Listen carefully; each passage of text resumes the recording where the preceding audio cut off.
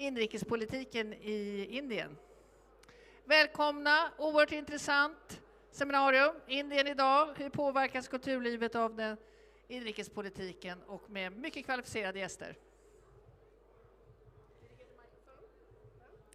Thank you very much. We're just going to sort the like microphone. A furrow, the beard of a furrow. To hold the mic like this whilst talking. Yeah. Really? No juggling about. Like we all have our own. Yeah, you do. Luxury. Well, this is unusual. I will feel quite conscious. I think it's going to work. Yes. So, thank you for that introduction. Yes, this is a seminar about India, art and politics. And my name is Ighe. I am one of the editors of the magazine Ord&Bild, which is a Swedish magazine, who is right now working with. So you're invited to be a part of a work in progress, we can say. We're working with an issue of our journal that will focus on Europe and India. But we're not going to talk very much more about that issue. I just hope that if you read Swedish, you will keep your eyes open coming spring, because that is when we're going to release that.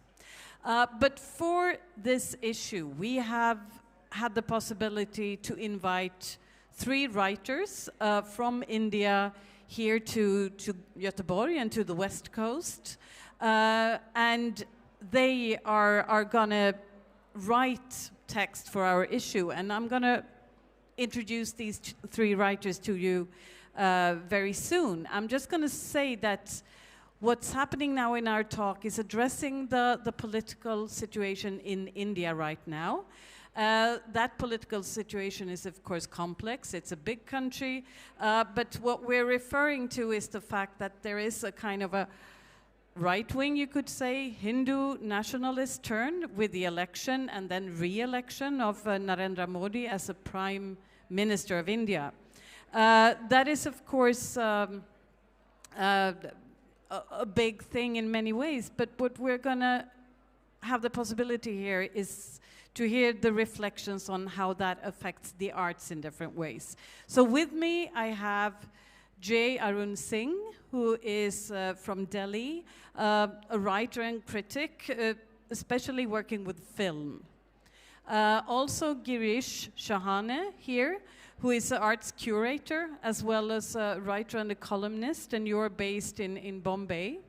And also we have Anjum Hasan, who is a fiction writer and essayist based in Bangalore. So welcome to the 3 of you.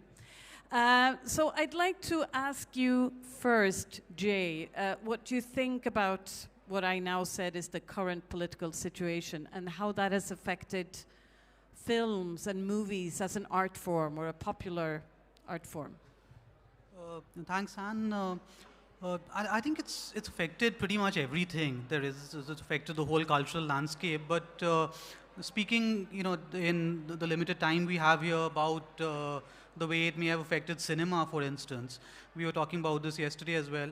There's been an increasing trend towards a certain sort of film that propagates a very clear-cut idea of what it means to be patriotic or nationalistic, and inevitably, there's a sense that the films that are most on the side of the current government and its agenda are the ones that tend to win the national awards that are given to our cinema every year, tend to be tend to be endorsed in some way or the other. We've had things like we've had an extremely hagiographic film biography of the current Prime Minister, Narendra Modi, and while that film was just so bad that there was pretty much no way anyone could give it national awards, even if they wanted to manipulate it. But there definitely was a narrative that was being created, and it continues to be created, where Modi is, recently there's been this very this strange talk about about him being something of a father figure to India, being conflated with India herself, and this idea that if you criticize the current government, you are in some way being anti-nationalist or anti-patriotic. It's like the government is conflated with the country. That's something that's a very dangerous thing. And one of the things that I know I and many other film buffs have been very unhappy about has been this recent decision in the last 2 or 3 years to play the Indian national anthem before the screening of any film in a movie theater, and that means that you're then expected to stand up for it as well. And there have been cases of people, there was one incident where an elderly person who was in a wheelchair or was disabled in some way being harassed by people for not standing up in a hall. This was in the news, and there have been many cases of that sort. There's a general sense that a lot of bullying is going on in the name of country love, and that country love has to mean a certain thing, a certain narrative. It can't mean something else. This idea of India that many of us cherish, that it's a very diverse country, an extremely inclusive, diverse country. We were talking about this yesterday as well. That is being subverted in favor of a narrative that says, no, it's a pure Hindu country, and that therefore, we need to look back at this mythical Hindu past and imagine that everything good in India comes from that space, and everything that happens subsequently has just been, it's been a case of invaders coming in and ruining our culture. That's something that's very worrying, and it's reflected, I think, across the cultural landscape right now. So, Girish Shahane, as you're working more with what we would call contemporary arts, which I would assume is a little less popular as a form of culture than cinema. But what are your reflections on this development and of what Jay is saying? One of the things the government has done, I have to emphasize that no Indian government really has a record of being particularly liberal, and all of them try to control institutions in some fashion. But this government has taken this much further than any previous government or regime. And an example of that is their control of the visual arts academies, the National Gallery of Modern Art. They've established bureaucrats in those positions instead of experts. And a lot of the art, like currently in Delhi in the National Gallery of Modern Art, a main contemporary art museum, is showing an exhibition of gifts given to Narendra Modi on his foreign travels, which will then be auctioned for charity, but it's not really something worthy, one would say, of a national museum. But that's like a museum from behind the Iron Curtain, right? Right, yeah. Right. And as a personal example of how far this government goes, as she said, contemporary art is not something that reaches a very wide section of the public, so one would assume that the purchase committee of the National Gallery of Modern Art is as apolitical a body as you can get. And I was on that committee in 2015, consisting of artists and critics, and we did, I think, a pretty good job. And we had one final meeting where really important decisions had to be taken for purchases, because it was happening after a decade's absence because of a court case. And the day before I was to fly for that meeting, everything got cancelled and we never met again. And that's because there were some protests against intolerance going on at that time. And the chairperson of the committee, a famous artist, had signed one of those petitions. And that was enough for the government to decide that this entire purchase committee and whatever they've decided is not to be given any credence. And that indicates how far they go in their vindictiveness, that even a purchase committee is something in their ambit. So, Anjum, would you say, what's your reflection from a slightly different part of the world of culture, so to speak? Does this affect some literary public sphere in India? I don't think there's any way for a writer to live in an environment like this without feeling a constant sense of pressure. If you are a journalist or if you are in the media more broadly, you feel that pressure more strongly than if you are a writer of fiction. If you're a journalist, you are quite vulnerable in India, more especially if you write in a language other than English, but also in English. And India ranks actually very, very low on the global index of freedom of expression. I think right now we're like 140 on a list of 180 countries. So that says a lot about how much we respect our journalists, and journalists are killed every year. And in fact, the city I come from was in the news a couple of years ago because a very prominent local journalist, Gauri Lankesh, who has always taken contrarian, quite radical, certainly always liberal positions, was just shot outside her home. And this was incredible in itself for it to happen in any city in India, but particularly Bangalore, which is known to be a very cosmopolitan, apparently gentle city. You had this leading journalist, very well-known figure shot. So yeah, we all live with the reality that we are in an increasingly regressive and dangerous society. What interests me is how does that express itself in more subtle forms, I would say, or hopefully more subtle forms like fiction, where you're not necessarily writing for or against a particular order, but you're trying to make sense of both public life and private life. What's going on in the outside, but also what effect is it having on your own psychology and your own emotions. And from my reading, I don't read very much in any language except English. I read quite a lot in translations, but I do keep abreast of contemporary Indian literature. I think I can see two broad kinds of novel emerging. One is what I would call like the last gasps of the last liberals. And these are usually old. The last gasps of the last liberals. And these are writers who I think were very critical in creating a modern Indian sensibility. And they're much older now. Some of them are dead. A great writer again from South India, U.R. Ananthamurthy, his last book was extremely critical of the right wing.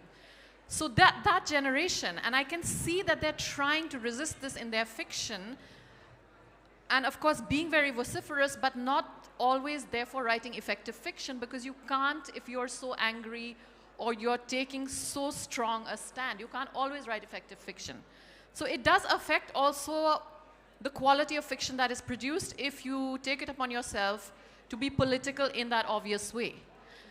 But then I think younger writers, in some sense, are, some of them at least, because we also have a huge market now for popular fiction that does not engage at all with public life, and it is just about India as a consumer society, middle class values, aspirations, lifestyles.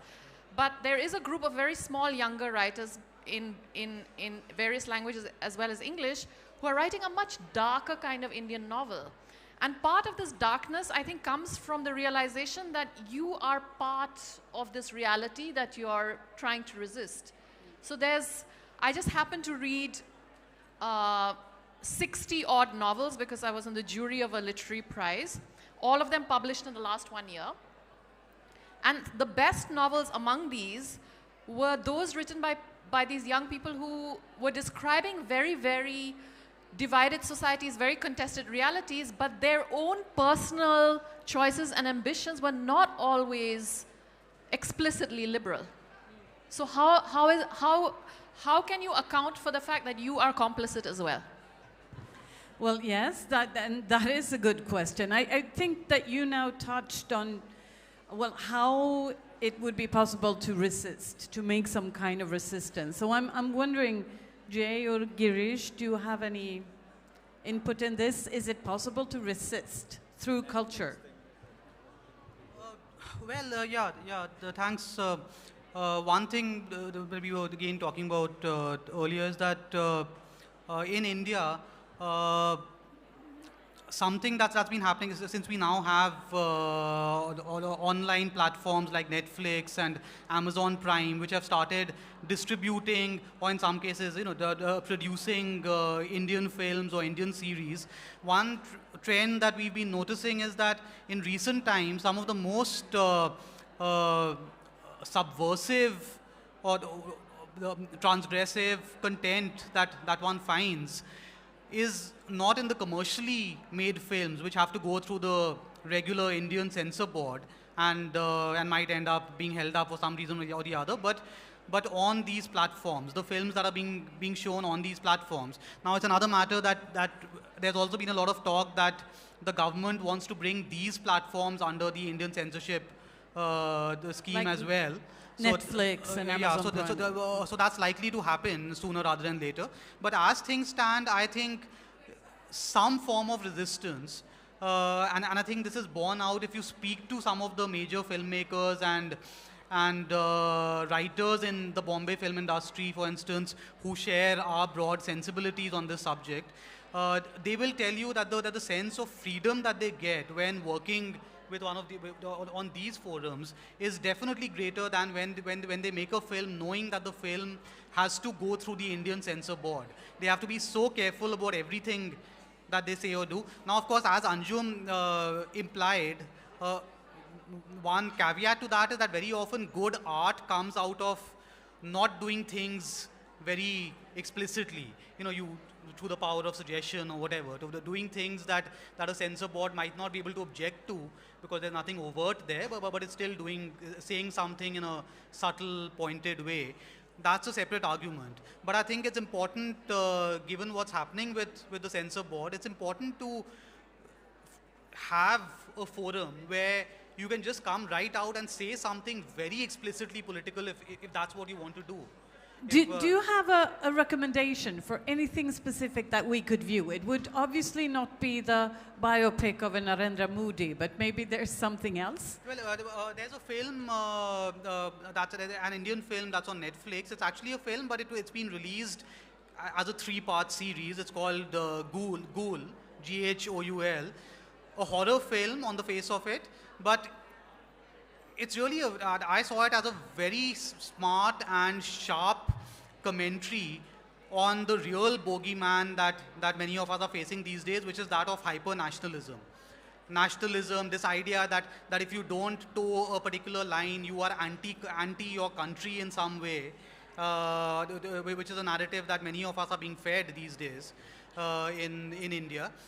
This film did a very fine job of presenting that as the real horror, the real subtextual horror facing us. Now I'm not convinced at all that that film, especially the film's last scene, which I won't obviously tell you about, I don't think it could have been released as a theatrical, as a commercial film that went through the regular censor board. I don't think that would have happened. Okay, so you've mentioned this regular censor board a number of times. Are there any censorship in relationship to arts as such?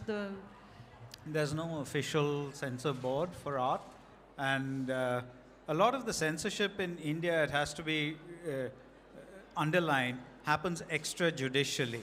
So it's, yes, Narendra Modi and his party are terrible, but historically it's also the case that there are just these vigilante mobs that go around, and because the police are not independent, they tend not to prosecute these people. And so because they get away with it, other mobs do it again. So even when art is technically free and you can say what you want in certain areas, or even when the censor board has passed a film sometimes, the mob will prevent it from being released and politicians will back them. So this extrajudicial censorship, which has been on in India for many decades, in the state I come from, there's a party, a chauvinist party called the Shiv Sena, which is both linguistic chauvinism married to religious chauvinism.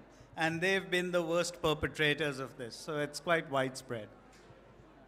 I know that you, Anjum, I'm going to leave you with a few last words of this session because our time is up. I think in your last novel published, which is called The Cosmopolitans, I think you sort of address issues over art and well, mobs and when. Have you been thinking a lot about this as it actually entered the world of your fiction?